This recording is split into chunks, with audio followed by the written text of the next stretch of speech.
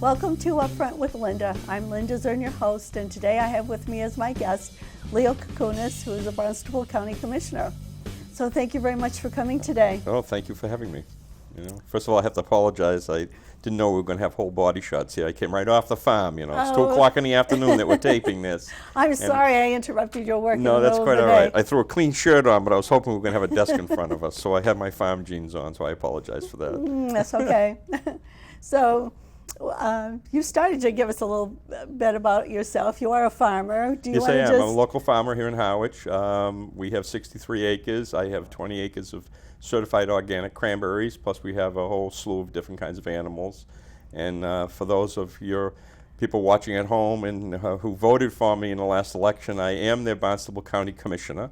I represent from Bourne all the way to Provincetown, and I'm the guy that had the cow in his sign. So Yes. I used Stella the cow as my campaign helper, and a lot of people turned out and voted and supported us for that. So. And a lot of people have been to your farm, and you've given tours, and you've Yep, held we do events. Cranberry Bog Tours is basically, that's the name of our website, and we do tours discussing what it takes to grow cranberries, and then we also show them the animals and stuff like that. It's a fun life. It is. And you have your organic cranberries available in some supermarkets. Yes, we do. Yeah, when the harvest comes, we do sell our fresh picked organic cranberries in most of the Shaws on the Cape, and we also have presently right now, because it's post harvest, we have freeze dried cranberries. We sell those all year long.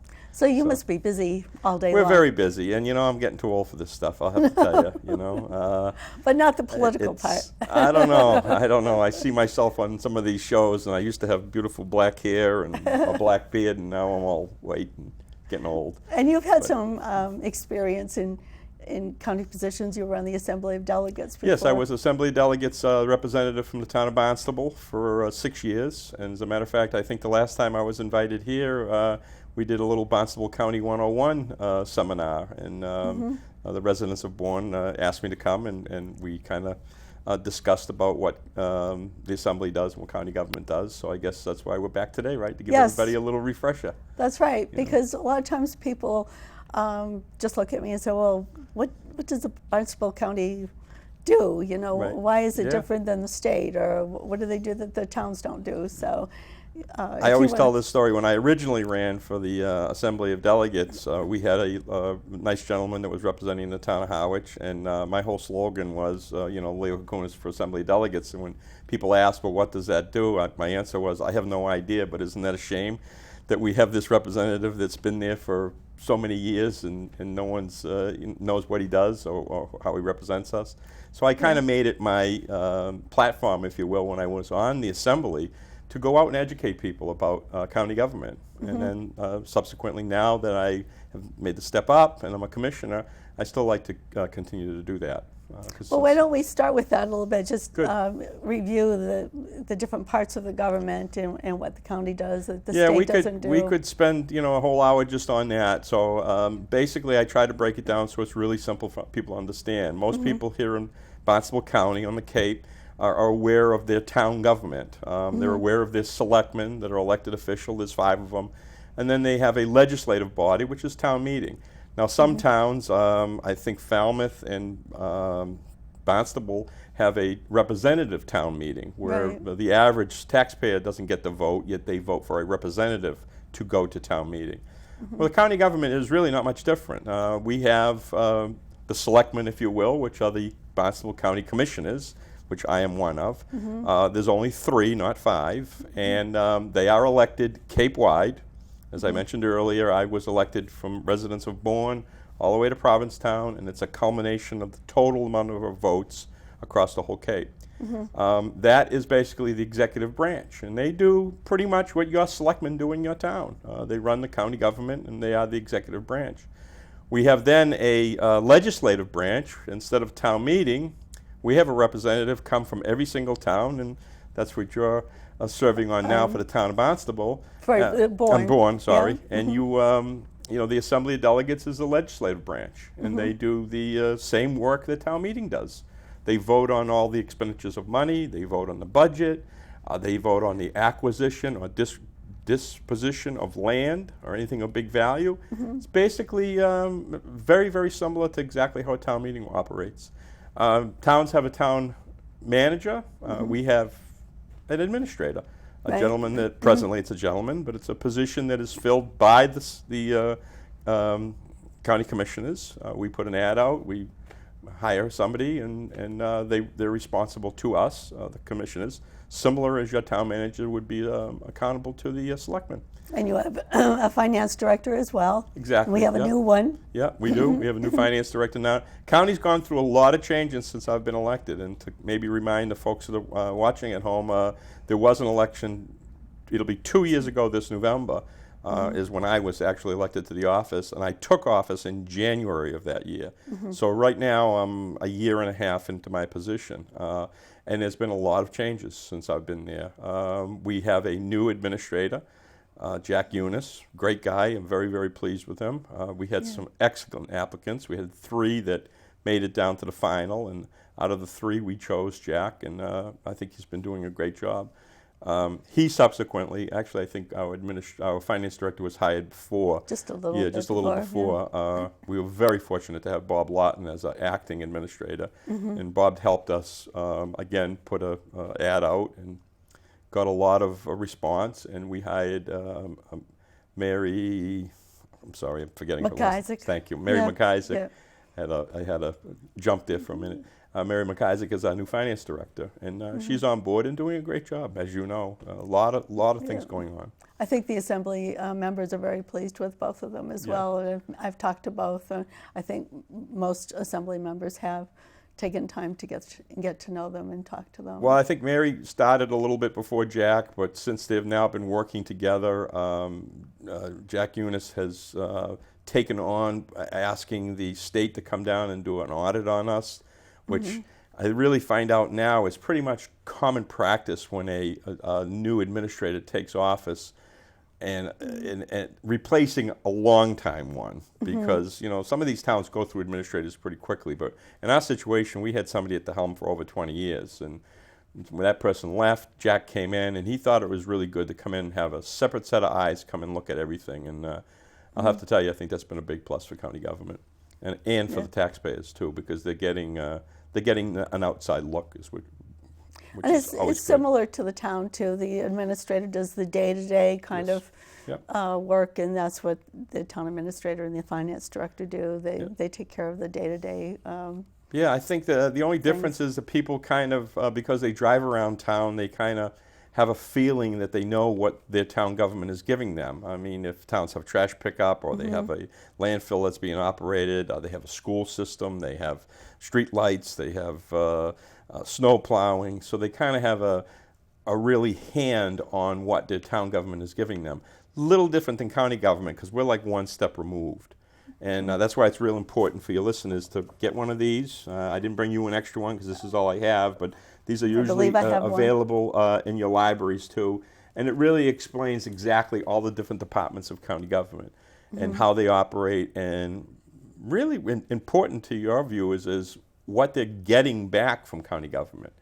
What was the whole purpose of setting up county government? Well, I think county government, I really think, is a leftover government entity from really before the state became very strong and before town governments became very strong. Here in the Commonwealth of Massachusetts, we ended up quite quickly having and I mean back in the 1700s, 1800s, we had a very quickly established state government. And they started doing a lot and providing a lot of the services. When you start getting close, especially to the larger cities, you'll find that county government really was not necessary anymore, because they had a local town or city government. Let's take Boston, for instance. You had the Boston Council and the Boston city government really doing and providing the services. And then they had the state, and they really didn't need county government. As you get out further in the state of Massachusetts, especially in the more rural areas out west and here on the Cape, you'll find that state government just wasn't down here and wasn't really providing services that the towns needed, Things like, help with Board of Health and doing different inspections and water testings, things like that. We have an excellent extension service that helps out with fire control and brush, limiting brush areas. Plus, being a farmer, they're excellent with the farmers and helping us with growing things, mosquito control, tick things. Whole really gamut of things that, again, this book is filled with, that the county government gave the towns because the state really wasn't down here in a strong sense of the word. Now, 2016, as you go across the Commonwealth of Massachusetts, you'll find that there are very, very few county governments left. I mean, I have to say, I think there's only really 3 really active county governments, and I'm proud to say that Barnstable County is one of them. And the county does provide services, and this is in the charter too, that the towns have a hard time providing on their own. Right. So if something is too expensive, say some kind of computer connection service, or it's kind of a hard thing for the average person to grasp, especially, and I know you caught on very quickly when you became your town of Bourne's representative to the assembly, but county government is really not there. And I'm going to go out on a limb a little bit here, so don't hold me to my words exactly. But we're really not there to service the residents. We're really there to service the towns. And that's why I kind of, when I brought in the state aspect of it, it's not, we don't, and we do provide some services directly to residents. Yes, I know that. When you want your water tested in your well, you bring it to us and we test it for you. But more importantly, though, like the health department is there so that when your town's Board of Health needs help or wants something or needs something, whether it's got to do with new septic regulations coming down the pike or help with inspections, they call the county and the county steps in and helps them. So really, county government in the preamble in the charter is pretty clear about that. We don't have a police force. We don't have a fire department. We don't service the individuals directly. We service the individuals through their town. And the county government does have a service where they're testing septic system. We have quite a few things. Again, this book is filled with stuff, and I could take hours on each one of them. I always think, and I don't want my department heads to get upset at me, but one of the jewels of county government definitely is the health department. We do an awful lot. We do run a testing facility out here on the base, on Joint Base, where we provide scientific engineering and testing on septic systems, innovative septic systems. Right, the new technology. The new technology. And it's really amazing out there what, for instance, if you have somebody that has a great idea and wants to try this nitrogen removal septic system, where are they going to go? I mean, they can build it in their backyard and they can test it themselves, but is that data any good when they try to go sell it to either the state or higher up? Well, in our facility over here, we provide that environment where someone can come, show us what their innovative system is. We can actually build it and install it right there and test it. And we have qualified engineers and scientists right there working with us so that the data can be validated. So we can take that and go to the state and say, hey, by the way, here's a great alternative to your Title V system. And there's just way too many to start listing. I just think that's a very good example of providing a service where the towns probably wouldn't have the money to do that. Exactly. And then you have duplicated services. People in several towns might be doing the same thing. So at least the this brings it all together. And this particular site that we use is also used by a number of other different facilities. I want to say it's University of Massachusetts is there naturally, but we also have other universities across the country that come there and help test these systems. So it's really a great, it's one of the jewels of county government. What kinds of, you said there were a lot of changes in the past couple of years. What other kinds of changes would you like to see in the next few years? Well, personally, I've been advocating for some time, even since I was on the Assembly delegate. I would like to see the county commissioners move to 5 individuals as opposed to 3. I'm not a fan, nor never was I a fan of a 3-member board. And the reason why is, if one member is absent, you have two people making a determination for, the county government. If two people are walking in the hall together, just happen to be passing each other, and they bring up an issue that happens to be on the agenda, and they say something like, well, what do you think about Leo's proposal? And the other one says, well, gee, I don't like it. And so, well, I don't like it either. They just violated open meeting law. Because it's a majority. Because it's a majority of the board. And I know that people don't do it on purpose, but we're only human beings. And when you have an issue that's really something that you've been thinking about for a couple of weeks or a week, and you're really, you're not sure how you want to vote on it, and you happen to see one of your colleagues, we're only human. I mean, and if two of them have this, even a brief discussion, it's a violation of open meeting law. And I think that's a very difficult position to put people in. And more so, too, is running. I had to run for this seat, which, by the way, pays $14,000 a year. It's a commitment of at least one full day a week. And I had to run, when I was running for this seat, as I mentioned earlier, from Bourne all the way to Provincetown. And that's a daunting thing to ask someone to do. Sometimes I was down here in Bourne at different committee meetings and things to try to promote myself and trying to get out there and see the public and meet the public. And then earlier that afternoon, I had to go all the way up to Toro or Wellfleet or Eastham. So running for the seat is extremely difficult. Everyone, and I don't know how long this is going to air, but I always compare it to the state Senate seat. It's a larger district than the state Senate seat. That's right. I mean, and people just don't see that. I was thinking if we went with 5, we could then divide up Cape Cod into 5 districts. It's already almost divided up perfectly already with our state representative seats. So basically your county commissioner would be in the same district as your state rep would be. Really simple to do.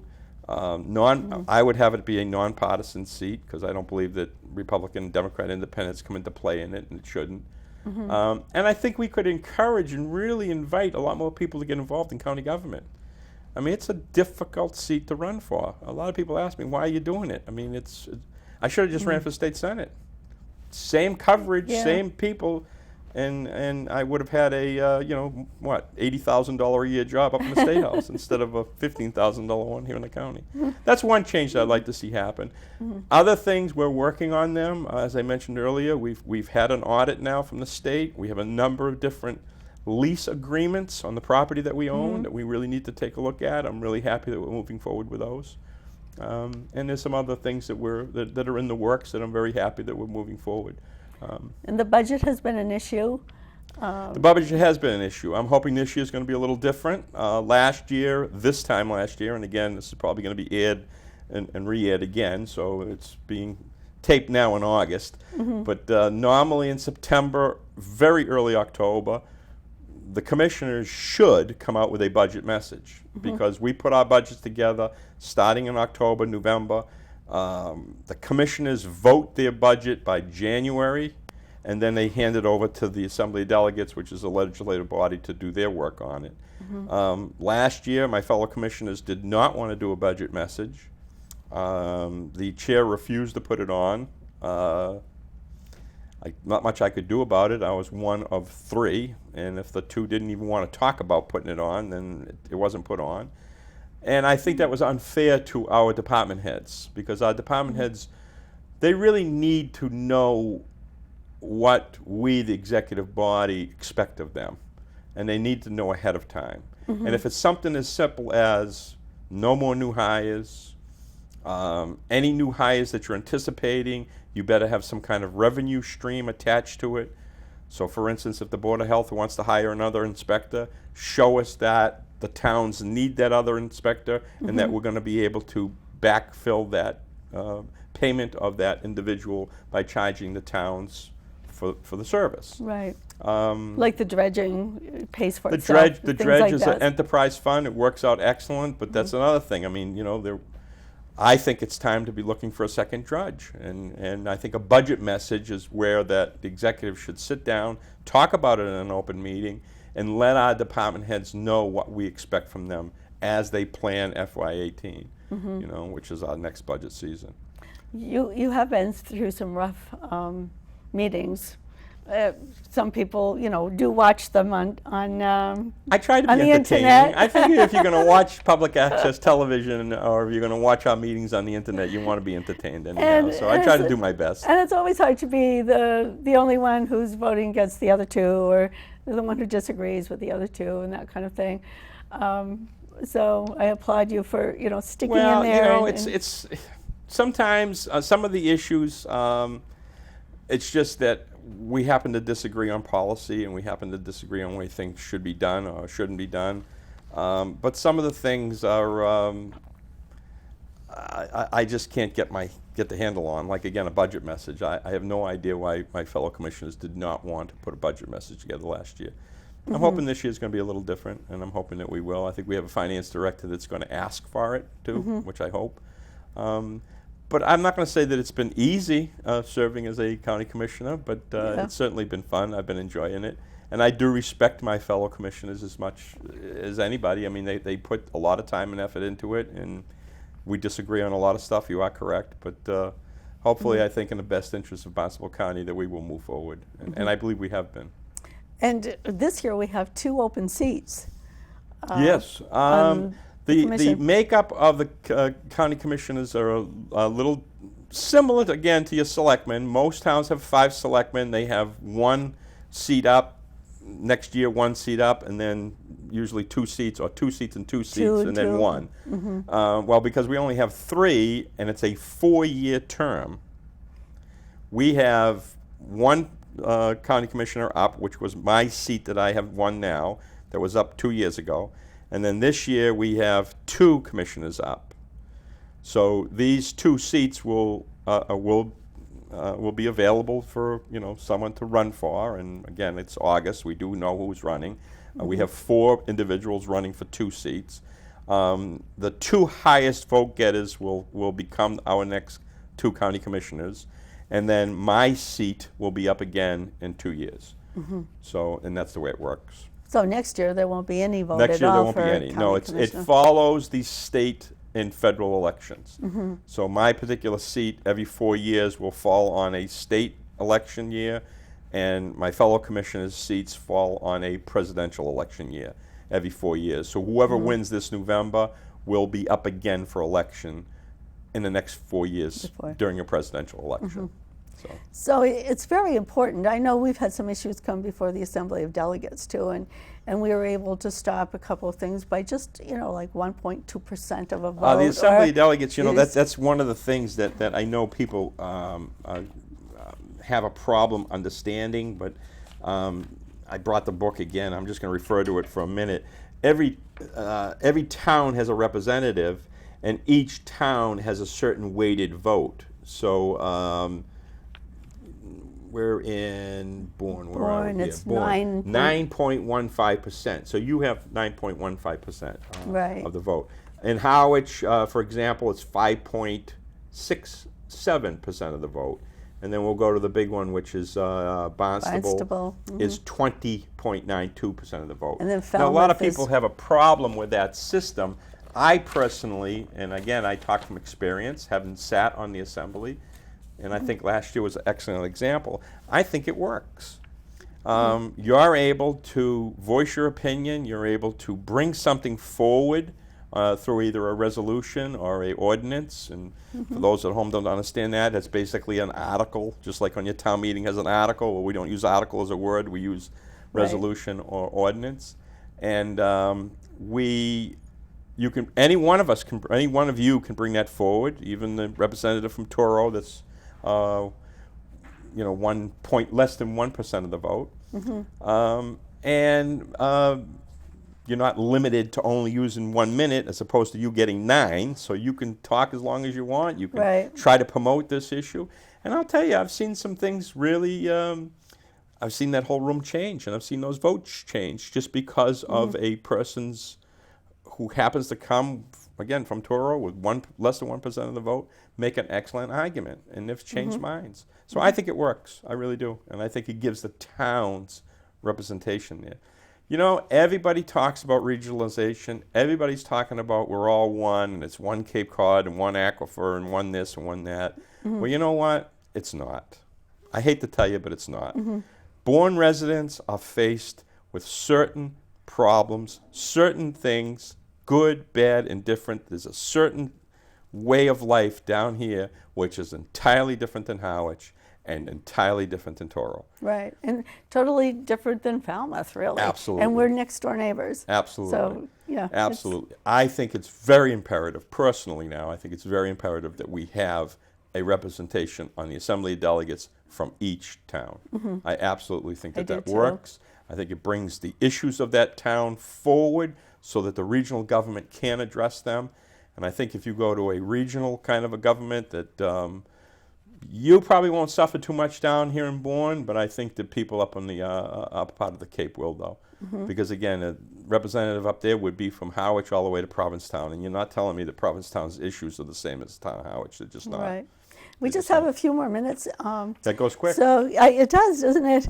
If you want to just think about, there are 4 candidates who are running. What would you like to see, not so much, which candidate, but what kinds of things would you like to see in a candidate who's coming in, or Passion. Passion? Passion. Anybody that we're going to be electing for any position that are up right now, if they don't have passion, and you cannot tell that they have a passion to serve and really want to learn and want to move forward, then they shouldn't be running. And and that's with all the candidates. If they don't have a passion to be your next representative, whether it's your state representative, whether it's your Barnstable County Commissioner, whether it's your Assembly of Delegates member, if they lack that passion, then that would be the, other than that, I can very easily work with anybody. People don't work with me too well, but I can work with everybody. So I'm just looking forward to moving forward and doing as much as we can at the county.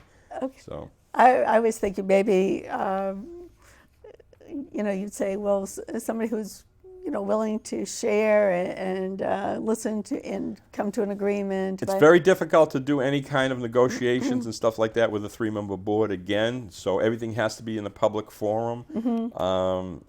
I'm a big homework guy. Many people will tell you that, I'm a pain in the you-know-what, and I'm opinionated, or I'm this or I'm that. But no one will tell you that I don't do my homework. You I really come do. to the meetings prepared. Yeah. I come to the meetings with my ideas as articulate as I possibly can make them, because I am just a simple farmer, but I do write things out. I try to prepare them as articulate as possible, and I'm sure that any candidate that comes to the table with those qualities will do just fine. Be prepared, and again, show some passion. I would like for to all the things. I don't want to make this just about Barnstable County. Believe me, it's for all. I would all like the to things. see all commissioners as dedicated and I appreciate that. Thank you. Doing their homework like you do. Yeah. And we just have about a minute. If you want to just let people know where they can go, there's a website where they can watch. BarnstableCounty.org is our website. Everything that's in this book, including this entire book, is on our website. I believe all my personal contact information is on the website if some listener wants to contact me personally. I do have a county email address. It's lcakounes@barnstablecounty.org. Again, the Barnstable County website has that. And I do have a direct phone line. So if anyone wants to call me, and that's also on the website, I'll be very happy to answer any questions. There's an awful lot of confusion about county government, and I like to try to make my answers as simple and as straight as possible so people can understand things better. I think you do very well at that. Thank you so much for having me, by the way. Oh, you're This was welcome. fun. And if they want to see any Next of your time I'm meetings, going to bring a farm thing so we can have in the background so it looks Okay. like we're sitting at the farm. that would be great. Thank you so much for Thanks being again here. for having me. Thanks.